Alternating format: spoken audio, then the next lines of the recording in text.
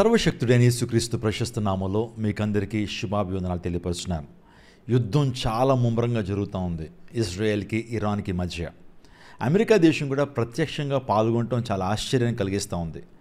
ఏ దేశం కూడా ఊహించని రీతిలో అమెరికా దేశం ఇరాన్ దేశంలో ఉన్నటువంటి ప్రధానమైన అనుస్థావరం ఫోర్డో అంటారు, దాని మీద నిన్న ఆదివారం దినం దాడి చేశారండి.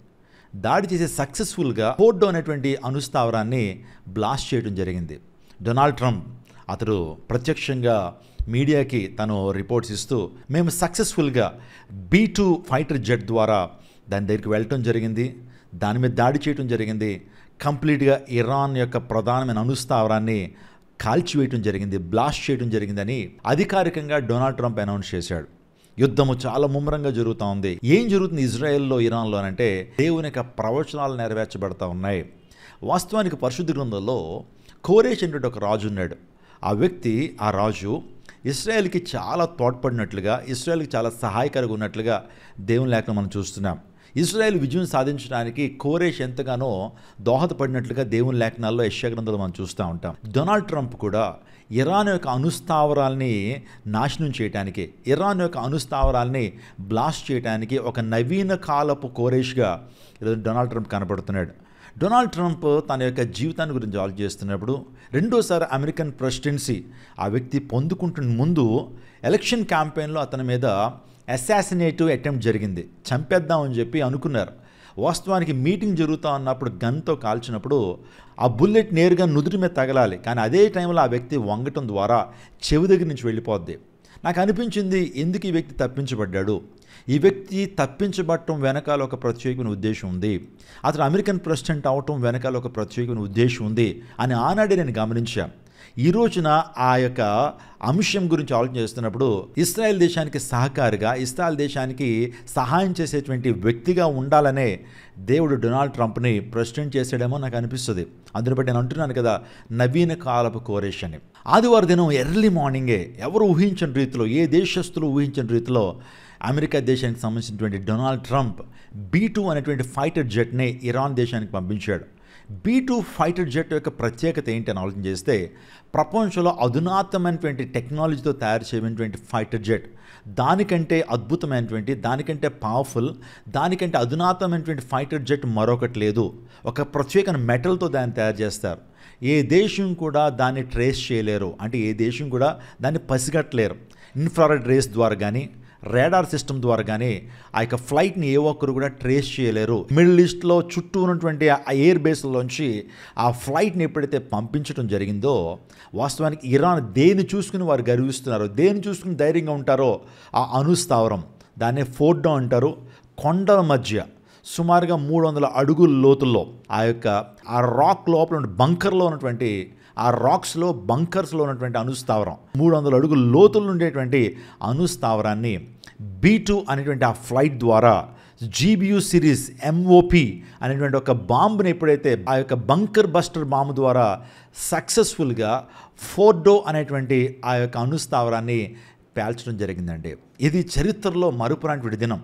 ఇజ్రాయెల్కి గొప్ప విజయం అండి. వాస్తవానికి ఇజ్రాయెల్ వారు టచ్ చేయలేకపోయారు, కానీ అమెరికా సపోర్ట్తో ఈ రోజున ఇజ్రాయెల్ వారు దాన్ని టచ్ చేయడం జరిగింది, దాన్ని పేల్చడం జరిగింది. సక్సెస్ఫుల్గా ప్రపంచానికి తెలియజేశారు ఆ ఫోర్డో అనేటువంటి అనుస్థావరం, ఫోర్డో అనేటువంటి న్యూక్లియర్ ఫెసిలిటీని మేము కాల్చగలిగాం. ఇంక ఇరాన్ యొక్క ఆయుపట్టు, ఇరాన్కు ఉన్నటువంటి గుండెకాయ లాంటి ఆ ఫోర్డో అనేటువంటి అనుస్థావరము బ్లాస్ట్ అయింది. ఇప్పటికే సుప్రీం లీడర్ ఖమేనీ చాలా నిరాశలోకి వెళ్ళిపోయాడు, చాలా డిసప్పాయింట్ అయిపోయాడు. ప్రపంచానికి సక్సెసర్ని ఆల్రెడీ అనౌన్స్ చేశాడు. నా నెక్స్ట్ లీడర్స్ ఈ ముగ్గురే అనౌన్స్ చేశాడు. అంటే తన ఇన్సెక్యూరిటీలో పడిపోయాడు, తన భయం గుప్పిటిలోకి వెళ్ళిపోయాడు. నన్ను చంపేస్తానని భయం అతనిలోకి వచ్చిందనే విషయం మనకు అర్థం కావాలి. ఇజ్రాయెల్ వరకు ప్రత్యేకమైన బాంబు ఉందండి, దాని కొండలను కూడా పెకిలించగలదు, ఆ తర్వాత ఐరన్ కాంక్రీట్స్ని కూడా పెకిలించగలదు. ఎలాంటి ఆబ్జెక్ట్స్నైనా సరే క్లియర్ చేయగలిగినటువంటి ఆ గొప్ప సామర్థ్యం ఇజ్రాయెల్ దగ్గర ఉంది. ఆ బాంబు పేరే GBU సిరీస్ MOP. దీని వెయిట్ సుమారుగా 14,000 kgs వెయిట్ ఉంటుంది. ఈ యొక్క బంకర్ బస్టర్ బాంబ్ వాస్తవానికి ఏ కాంక్రీట్ కన్స్ట్రక్షన్ అయినా, లేకపోతే ఏ రాక్నైనా, ఏ ఐరన్ ఆబ్జెక్ట్నైనా సరే 200 అడుగుల లోపలికి తొలుచుకుంటూ వెళ్ళిపోతుంది, వెళ్ళిపోయి అక్కడ బ్లాస్ట్ అవుతూ ఉంటుంది. వాస్తవానికి ఇరాన్ వారు ఫోర్డో అనేటువంటి అణుస్థావరాన్ని 300 అడుగుల్లో చాలా పటిష్టమైన చాలా హైలీ ప్రొటెక్టివ్ ప్లేస్లో ఈ యొక్క ఫోర్డో అనేటువంటి అణుస్థావరాన్ని వారు స్థాపించారు. అక్కడి నుంచే యాటమ్ బాంబ్స్ని తయారు చేయాలి, అక్కడి నుంచి అనేకమైనటువంటి పరీక్షలు జరిగించాలని ఆశపడ్డారు. సో ఇజ్రాయెల్ వారు ఎప్పుడైతే దాన్ని ఐడెంటిఫై చేసి అమెరికా సహాయంతో B-2 అనేటువంటి ఫైటర్ జెట్ ద్వారా నేను చెప్పిన ఈ బాంబుని ఎప్పుడైతే ప్రయోగించారో నిజంగా అది ఆ స్థావరం బ్లాస్ట్ అయిపోయింది. మీకు అనిపించవచ్చు మరి 300 అడుగుల లోతుల్లో ఉంది కదండి, మీరు చెప్తున్నటువంటి ఈ బాంబు 200 అడుగుల లోపలికి వెళుతుందని మీరు అంటున్నారు కదా, మరి ఎలా దాన్ని బ్లాస్ట్ చేయగలిగిందంటే అమెరికన్స్ వారి సహాయంతో ఈ బాంబులను రెండింటిని వేశారండి. ద మోస్ట్ పవర్ఫుల్ వెపన్ అని చెప్పుకోవచ్చు దీన్ని, బంకర్ బస్టర్ బాంబ్స్. వాస్తవానికి మెల్లగా దిగుతుంది, అది 200 అడుగులు దిగి అక్కడ బ్లాస్ట్ చేస్తుంది. నేను చెప్పాను కదా, కాంక్రీట్ అయినా లేకపోతే అది సిమెంట్ అయినా రాక్ అయినా లేకపోతే ఐరన్ అయినా సరే అది అంత పవర్ఫుల్గా కిందకి దిగి అక్కడ బ్లాస్ట్ చేస్తుంది. సో దేవుని మహాకృపను బట్టి దేవుడు గొప్ప విజయాన్ని ఇజ్రాయెల్కి అనుగ్రహించారు. ఇజ్రాయెల్ అమెరికా సపోర్ట్ తీసుకుని B-2ను ఉపయోగించి ఈ యొక్క MOP బాంబుని సక్సెస్ఫుల్గా వారు లాంచ్ చేయగలిగారు. ఈ బాంబు ద్వారా 3 అణుస్థావరాలని ఇజ్రాయెల్ వారు పేల్చగలిగారు. అందులో ప్రాముఖ్యంగా ఫోర్డో అనేటువంటి ప్రధానమైన అణుస్థావరము, రెండోదిగా నాటాన్స్ అనేటువంటి ఒక అణుస్థావరము, మూడోదిగా ఇస్వాన్ అనేటువంటి అణుస్థావరాన్ని సక్సెస్ఫుల్గా పేల్చగలిగారు. ఇంకా ఈ 3 స్థావరాల మీద ఎప్పుడైతే దాడి జరిగిందో ఇరాన్ వాస్తవానికి చాలా కృంగిపోయిందండి. ఇరాన్ చాలా బలహీనపడిపోయింది. ఈ ఫోర్డో అనేటువంటి అణుస్థావరం గురించి మాట్లాడాలంటే అది చాలా సెక్యూర్డ్ ప్లేస్లో, చాలా ప్రొటెక్టివ్ ప్లేస్లో దాన్ని నిర్మించారండి. 300 అడుగుల లోతులో దాన్ని నిర్మించడం జరిగింది. ఏ దేశం అయితే ఇజ్రాయెల్ దేశం ఈ ప్రపంచంలో ఉండకూడదు, యూదులైనటువంటి వారి ప్రపంచంలో ఉండడానికి వీల్లేదు, యూదులను చంపినా ఏదైనా పాపం లేదు, అది మనకు మంచే, అది పరిశుద్ధమైన కార్యమని భావించిన ఇరాన్, అంత మాత్రమే కాదు, ఏ దేశం అయితే తీవ్రవాదుల్ని ప్రోత్సహిస్తుందో, ఏ దేశం అయితే తీవ్రవాదులను తయారు చేస్తుందో, ఏ దేశం అయితే తీవ్రవాదులకి ఫండ్స్ని ఇస్తూ ఉందో, ఏ దేశం అయితే తీవ్రవాదులను పెంచి పోషిస్తూ ఉందో అటువంటి ఇరాన్లో ఉన్నటువంటి అణుస్థావరాన్ని సక్సెస్ఫుల్గా ఇజ్రాయెల్ పేల్చగలిగారు. అంత మాత్రమే కాదు, డొనాల్డ్ ట్రంప్ చెప్పాడు, ఏ దేశం అయితే ప్రపంచానికి ఒక థ్రెట్గా మారిందో ఆ దేశం మీద యుద్ధాన్ని ప్రకటిస్తున్నాము, ఆ దేశంలో ఉన్నటువంటి అణుస్థావరాలు మేము ధ్వంసం చేశామని డొనాల్డ్ ట్రంప్ అఫీషియల్గా అనౌన్స్ చేశాడు. ఈ దాడి జరిగిన తర్వాత ఇరాన్ కూడా 30 బ్యాలిస్టిక్ మిజైల్స్ని ఇజ్రాయెల్ దేశం మీద వేశారండి. ప్రాముఖ్యంగా హైఫా అనేటువంటి నగరం మీద, ఆ తర్వాత టెల్ అవీవ్ మీద వేసినప్పుడు కొన్ని బిల్డింగ్స్ స్వల్పంగా దెబ్బతిన్నట్లుగా మన వార్తల్లో మనం చూస్తున్నాం. అంత మాత్రమే కాదు, కొంత ఆస్తి నష్టం జరిగింది, కానీ ప్రాణ నష్టం అయితే ఏం జరగలేదు. ఇప్పటి వరకు వారు ఎన్నో ప్రయత్నాలు చేశారండి. ఇజ్రాయెల్ వాస్తవానికి ఇరాన్లో ఉన్నటువంటి సివిలియన్స్ మీద వారు దాడి చేయట్లా, హాస్పిటల్స్ మీద, స్కూల్స్ మీద, రైల్వే స్టేషన్స్ మీద, ఎక్కడైతే ఒకవేళ తీవ్రవాదులే కనుక ప్రజల్లో ఉంటే కనుక ప్రజలను ముందు ఖాళీ చేయించేస్తున్నారు. దయచేసి మీరందరూ మీ స్థావరాన్ని విడిచిపెట్టి వెళ్ళిపోండి, మీ బిల్డింగ్స్ని విడిచిపెట్టి వెళ్ళిపోండి. మీ మధ్యలో కొంతమంది తీవ్రవాదులు ఉన్నారు, వారు హమాస్ తీవ్రవాదులు కావచ్చు, హిజ్బుల్లా తీవ్రవాదులు కావచ్చు, హైతీ తీవ్రవాదులు కావచ్చు, అందరూ బట్టి మీరు త్వరగా వికెట్ చేసేసేయండి, అది మీ ప్రాణానికి మంచిదని ఇజ్రాయెల్ దేశం అనౌన్స్మెంట్ ఇచ్చి దాడి చేస్తున్నారు. కానీ ఇరాన్ దేశం మాత్రం అలా కాదండి. సివిలియన్స్ మీద దాడి చేస్తున్నారు, హాస్పిటల్స్ మీద దాడి చేస్తున్నారు, స్కూల్స్ మీద దాడి చేస్తున్నారు, ప్రజలు ఉండే ప్రాంతాల్లో దాడి చేస్తున్నారు. అది చాలా భయంకర విషయం. రీసెంట్గా బెహర్షం అనే ప్రాంతంలో ఒక హాస్పిటల్ మీద దాడి చేశారు. దాడి చేస్తే దేవుడు ఎంత కృప ఇజ్రాయెల్ మీద చూపిస్తున్నాడంటే, దేవుడు ఎంత సంరక్షణ ఇజ్రాయెల్కి చూపిస్తున్నాడంటే, హాస్పిటల్లో చాలామంది ఐసీయూల్లో వ్యాధిగ్రస్తులు ఉన్నారు. అదే టైంలోనట నిజంగా వారికి ఎవరో చెప్పినట్లుగానే ఆ బాంబు పడే ముందే నిజంగా దేవుడే వారికి ఇన్స్పిరేషన్ ఇచ్చాడు. ఆ ఐసీయూలో ఉన్నటువంటి వారందరినీ కూడా ఆ యొక్క బంకర్స్లోకి వారు నడిపించారు. ఆ బాంబ్ రూమ్స్లోకి వారు నడిపించినప్పుడు ఆ టైంలో బాంబు పడింది. బాంబు పడినప్పుడు ఏ ఒక్కరూ నశించలేదు, ఏ ఒక్కరూ ప్రాణాలు పోలేదన్నటువంటి విషయాన్ని ఇజ్రాయెల్ గవర్నమెంట్ చెప్తా ఉన్నారు. ఇజ్రాయెల్ని భూమి మీద లేకుండా చేస్తామని శపథం పూనినటువంటి 3 తీవ్రవాద సంస్థలు, ఒకటి హమాస్, హిజ్బుల్లా, హైతీ, నిజంగా ఆ స్థావరాలని కూడా ఈ రోజున ధ్వంసం చేసేసారండి. ఇంకా వారి యొక్క కార్యకలాపాలు జరపకుండా ఏ ఆఫీసుల నుంచి అయితే వారు ప్లానింగ్ చేస్తున్నారో, ఏ ఆఫీసుల నుంచి అయితే వాళ్ళు బాంబ్స్ని పంపిస్తున్నారో ఆ స్థావరాలన్నింటినీ కూడా ఇజ్రాయెల్ దేశం ధ్వంసం చేయగలిగారు. వాస్తవానికి ఇజ్రాయెల్ దేశాన్ని ప్రపంచం నుంచి తుడిచిపెట్టేయాలని ఒకళ్ళ ఇద్దరండి. గతించిన 4000 సంవత్సరాల నుంచి ఇజ్రాయెల్ దేశం అనేది ప్రపంచంలో ఉండకూడదు, ఇజ్రాయెల్ అనేటువంటి వారి ప్రపంచంలో ఉండకూడదు, యూదులు అనేటువంటి వారి ప్రపంచంలో ఉండకూడదని కలలు కని యూదా జాతిని సమూలంగా నాశనం చేయాలని ఒకళ్ళ ఇద్దరండి. బాబిలోనియన్స్ కావచ్చు, ఆ తర్వాత ఈజిప్షియన్స్ అండి. నిజంగా ఆ దేశాలు ఇప్పుడు ఉన్నాయా? ఈజిప్ట్ అనేటువంటి దేశం, ఇశ్రాయేలీయులు వారి బానిసత్వంలో కొన్ని వందల సంవత్సరాలు ఉన్నారు. కానీ ఈరోజు ఈజిప్ట్ ఎక్కడైనా కనబడుతుందా? ఈజిప్ట్ రోజు రోజుకి ష్రింక్ అయిపోతూ ఉంది, బలహీనపడిపోతూ ఉంది. కానీ ఇజ్రాయెల్ రోజు రోజుకి ఒక రైజింగ్ లైన్ వలె అది పైకి వస్తూనే ఉంది. ఆ తర్వాత అష్యూరియన్స్ కూడా ఇజ్రాయెల్ అనేటువంటి వారి ప్రపంచంలో ఉండకూడదని అష్యూరియన్స్ కూడా ఇజ్రాయెల్ని క్యాప్టివిటీలోకి తీసుకెళ్లారు, బానిసత్వంలోకి తీసుకెళ్లారు. ఆయన సరే ఇప్పుడు అష్యూర్ అనేటువంటి దేశం కనపడదు. ఆ తర్వాత గ్రీకులు కూడా యూదులను చాలా ఇబ్బంది పెట్టారండి. వారు సబ్బాతు దినం పాటించుకోకూడదని, సున్నతి చేసుకోకూడదని, ఇంకా చెప్పాలంటే వారి దేవుని ఆరాధించకూడదు ఎన్నో ఆంక్షలు విధించారు. అలా ఆంక్షలు విధించి అనేక మందిని చంపాలనుకున్నటువంటి గ్రీకు సామ్రాజ్యం అంతమైపోయింది. కానీ ఇజ్రాయెల్ దేశం రైజ్ అవుతూ ఉంది. ఇజ్రాయెల్ దేశం అద్భుత రీతిగా ముందుకు వస్తూ ఉంది. ఆ తర్వాత రోమన్స్, నేను చెప్పాను, జూలియస్ సీజర్, నీరో, ఇలాంటి చక్రవర్తులు కూడా భయంకరమైన రీతిలో యూదా జాతిని అణిచివేయాలనుకున్నారు. కానీ యూదా జాతి అదే రీతిగా ఇజ్రాయెల్ దేశం రోజు రోజుకి ప్రపంచవ్యాప్తంగా లెగుస్తూనే ఉంది. ఒక బైబిల్ ప్రవచనం చెప్పనా? మత్తయి సువార్త 24వ అధ్యాయంలో యేసుక్రీస్తు ప్రభువారు ఒక లేఖన భాగాన్ని, ఒక ప్రవచనాన్ని తెలియజేస్తున్నాడు. అంజూరపు చెట్టు లేత చిగురించినప్పుడు వసంతకాలం వచ్చుచున్నది అన్నాడు. ఏంటి అంజూరపు చెట్టు? దేని గురించి ఈ ప్రవచనం? అంజూరపు చెట్టు ఇజ్రాయెల్ దేశానికి సాదృశ్యంగా ఉన్నప్పుడు వసంతకాలం అంటే దేవుని యొక్క రాకడి దినాల్లో ఈ అంజూరపు చెట్టు లేతదై చిగురిస్తుంది. అంటే ఇజ్రాయెల్ దేశం ఫలిస్తుంది, ఇజ్రాయెల్ దేశం వర్ధిల్లుతుంది. నిజంగా ప్రపంచ దేశాల్లో ఇజ్రాయెల్కి ఒక ప్రముఖమైనటువంటి పేరు దానికి ఉంటుంది. ఇజ్రాయెల్ దేశం అనేక మందికి ఆదరణకరంగా ఉంటుంది. ఇజ్రాయెల్ మీద అనేక మంది ఆధారపడతారు, అది డెవలప్ అవుతుంది. వాస్తవానికి ఇజ్రాయెల్ దేశానికి ఇండిపెండెన్స్ ఎప్పుడు వచ్చిందో తెలుసా?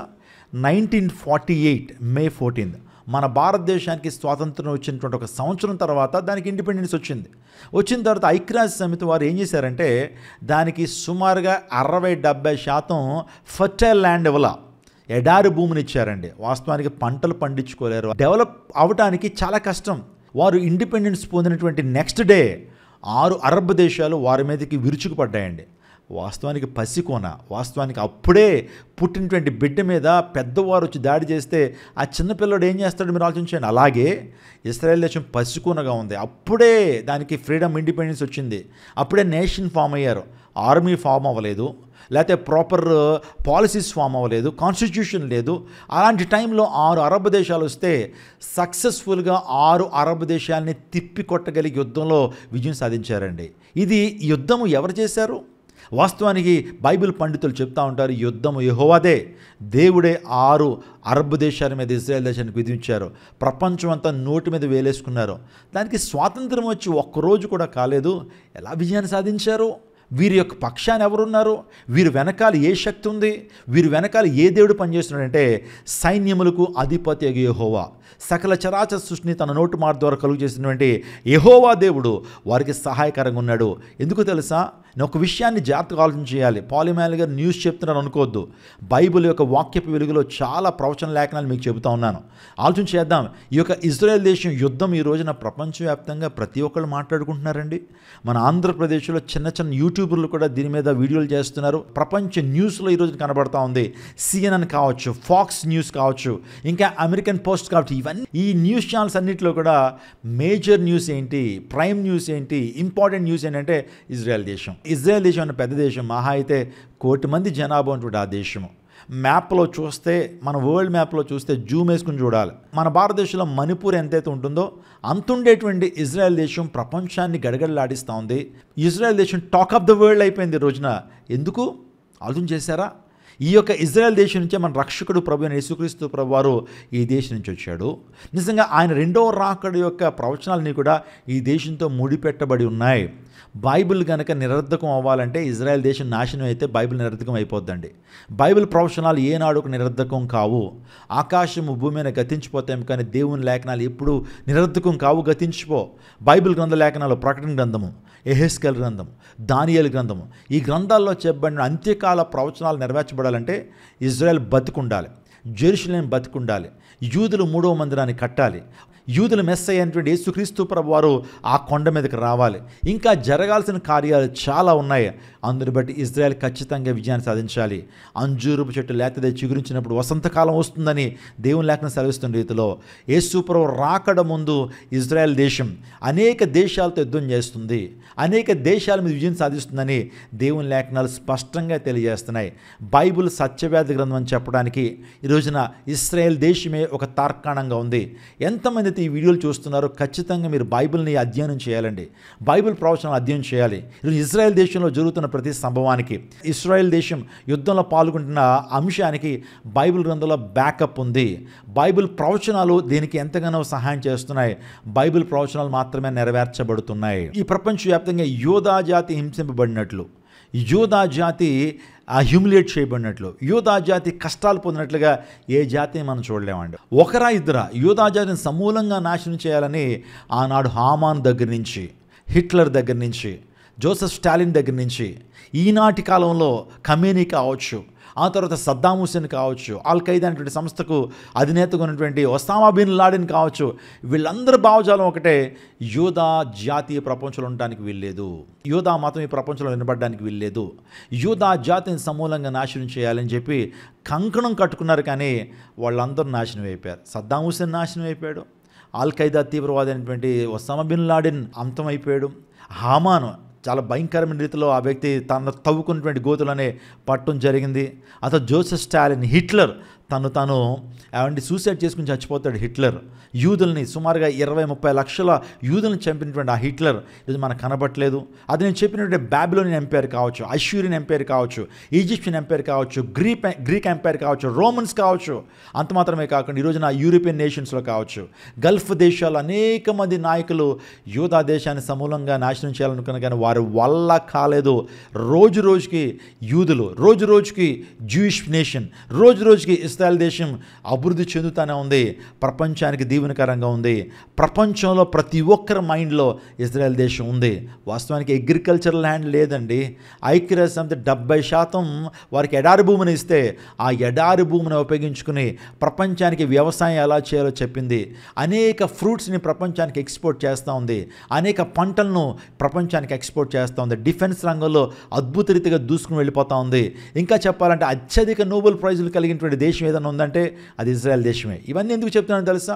పాలిమాన్ గారు ఇవన్నీ కూడా చెప్పడం అవసరమా? మీరు దేవుని సేవకులు కదా, ఇజ్రాయెల్ దేశం గురించి, యుద్ధాల గురించి చెప్పాల్సిన అవసరం ఏంటని మీరు నన్ను అడగచ్చు. నేను ఒక విషయం చాలా క్లియర్గా మీకు చెప్తున్నాను. చూడండి, ఇజ్రాయెల్ దేశానికి బైబిల్ గ్రంథానికి సంబంధం ఉంది. అంత్యకాలంలో జరిగిన యుద్ధాలకి బైబిల్ గ్రంథానికి సంబంధం ఉంది. చాలామంది వార్తలు చదివేటువంటి వారు కేవలం మీకు ఇన్ఫర్మేషన్ మాత్రం ఇవ్వగలుగుతారు. నేను ఇన్ఫర్మేషన్తో పాటుగా బైబిల్ గ్రంథ లేఖనాల యొక్క ప్రవచనాలు మీతో చెప్తున్నాను.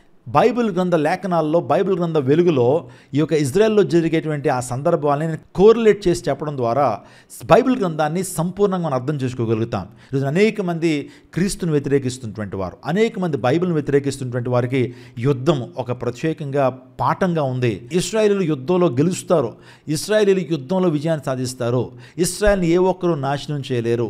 ఇశ్రాయేల్లో ఉన్నటువంటి జెరూసలేం చాలా ప్రాముఖ్యమైనది. ఆ జెరూసలేంలో 3వ మందిరం కట్టబడుతుంది. ఆ 3వ మందిరంలో యేసుక్రీస్తు, ఆ 3వ మందిరం కట్టబడినప్పుడు యేసుప్రభు 2వ రాకడ వస్తుంది అనేటువంటి విషయాలు బైబిల్ గ్రంథంలో 2000 సంవత్సరాల క్రితం ఆల్రెడీ రాయబడి ఉన్నాయి. ఈ ప్రవచన లేఖనాలన్నీ కూడా రాయబడ్డాయి. యూదుల యొక్క మెస్సీ అంటే యేసుక్రీస్తు ప్రభుని అంగీకరించబోతున్నారు. ఇజ్రాయెల్ దేశం అద్భుత రీతిగా ఇరాన్ మీద యుద్ధం చేసి వారి యొక్క అణుస్థావరాల్ని ఆల్మోస్ట్ బ్లాస్ట్ చేసేసారండి. నేను చెప్పిన 3 ప్రధాన స్థావరాలను బ్లాస్ట్ చేశారు.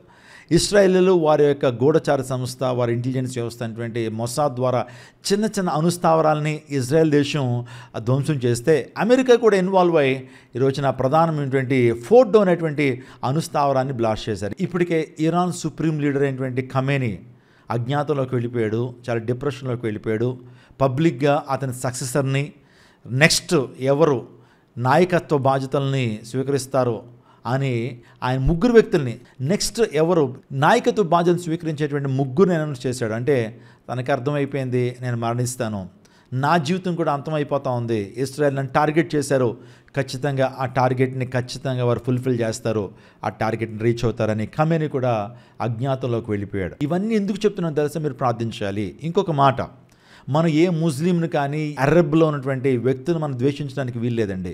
వాస్తవానికి మన యొక్క ఆశ నిజంగా ఇజ్రాయెల్ యొక్క పోరాటం, ప్రపంచం యొక్క పోరాటం ఏంటంటే ముస్లిమ్స్ మీద కాదు, మహమ్మదీయుల మీద కాదు, అరబ్బుల మీద కాదు, కానీ ఆ దేశాల్లో ఉంటూ మతోన్మాదం కలిగినటువంటి ఆ టెర్రరిస్టుల మీద, హమాస్ తీవ్రవాదుల మీద, హిజ్బుల్లా, హైతీ. ఇరాన్ దేశం యొక్క ప్రత్యేకమైన ఉద్దేశం ఏంటంటే ఇటువంటి తీవ్రవాదులందరినీ పెంచి పోషిస్తుంది. ఈ తీవ్రవాద భావజాలాన్ని మనుషుల్లో చొప్పింపు చేస్తుంది. ఈ తీవ్రవాద భావజాలాన్ని మనుషు హృదయాల్లో చొప్పింపు చేస్తుంది. సామాన్య ప్రజల్ని, యవనస్తుల్ని, చిన్న చిన్న వారిని కూడా ఇన్ఫ్లుయెన్స్ చేస్తున్నారు. ఈరోజు చాలామంది ఆ దేశం నుంచి బయటకు వచ్చేసారండి. ఈరోజు ఇజ్రాయెల్కి సపోర్ట్ చేస్తున్నటువంటి ఇరానీ ప్రజలు చాలామంది ఉన్నారు. ఇజ్రాయెల్ దేశాన్ని సపోర్ట్ చేస్తున్నారు. ఈ యొక్క గవర్నమెంట్ రీజం అనేది పోవాలి, మాకు ఒక మంచి పరిపాలన రావాలి, మంచి ప్రభుత్వం రావాలి, తద్వారా మేము సొంతలుగా బ్రతకాలి. ఈ భయంకరమైనటువంటి రిజిడ్ రూల్స్ మధ్య మేము జీవించలేము, మాకు స్వాతంత్రం కావాలి, ఈ యొక్క ప్రభుత్వం నుంచి స్వాతంత్రం కావాలి. ఇరానీ ప్రజలే కోరుకోవడం ఎంత ఆశ్చర్యకరంగా మీరు ఆలోచించారు. అమెరికాని సపోర్ట్ చేస్తున్న ఇరానీ ప్రజలు, ఇజ్రాయెల్ దేశాన్ని సపోర్ట్ చేస్తున్న ఇరానీ ప్రజలు, అందరూ బట్టి నా ప్రియ సహోదరి సహోదరుడా, ఇజ్రాయెల్ కోసం ప్రార్థన చేద్దాం, ఇజ్రాయెల్ క్షేమం కోసం ప్రార్థన చేద్దాం, యెరూషలేం క్షేమం కోసం ప్రార్థన చేద్దాం. ఆ తర్వాత ఇరానీ ప్రజల కోసం ప్రార్థన చేద్దాం, అక్కడ శాంతి భద్రత నెలకొల్పబడాలని. ఆ తర్వాత ప్రపంచవ్యాప్తంగా ఈ టెర్రరిజం అనేది అంతం అవ్వాలని, ఈ భయంకరమైన టెర్రరిస్ట్ భావజాలాలు అంతం పొందాలని మనం ప్రార్థన చేద్దాం. ఏ ముస్లింని కానీ, ఏ మహమ్మదీయుని కానీ, వారందరూ మనకి స్నేహితులు. ఏ ముస్లింని కానీ, ఏ మహమ్మదీయుని కానీ, ఏ అరబ్ వాసిని మనం ద్వేషించకూడదండి. వారు మన సహోదరులు, వారు మనకు ఫ్రెండ్స్. అందుని బట్టి వారి కోసం మనం ప్రార్థన చేయాలి. కానీ మన పోరాటం ఏంటంటే తీవ్రవాద భావజాలం అనేది అంతమవ్వాలని మనం ప్రార్థన చేయాలి. కాబట్టి యెరూషలేము యొక్క క్షేమం కొరకు ప్రార్థన చేయండి, మన దేశం కోసం ప్రార్థన చేయండి, ప్రపంచ శాంతి కోసం ప్రార్థన చేయాల్సిందిగా నేను మనవి చేస్తూ నా మాటలు నేను ముగిస్తున్నాను. God bless you. God bless our India.